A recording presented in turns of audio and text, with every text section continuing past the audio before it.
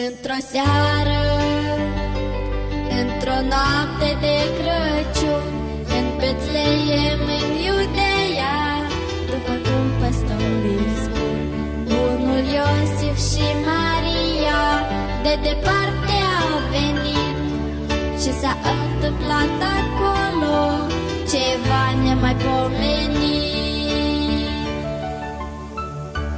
S-a născut Pruncul Sfânt, pace vouă pe pământ. Nu uitați să fiți mai buni și să credeți în minuni.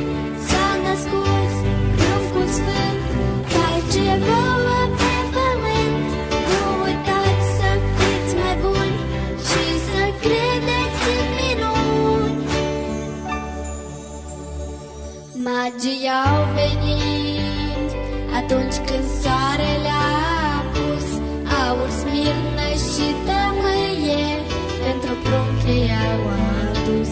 Steaua revărsa lumină, început asupra lor, și ținându-se de mână, îngerii cântau în cor.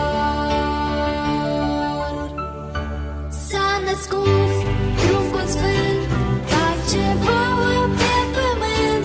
Nu uitați să fiți mai buni și să credeți în minuni. S-a născut Pruncul Sfânt, pace vouă pe pământ. Nu uitați să fiți mai buni și să credeți în minuni. Ce vă spun acum nu e o poveste de copii, deși au trecut ani mulți, mai mulți de 2000. Doar așa Crăciunul are pentru toată lumea rost, să vă fie cald în suflet.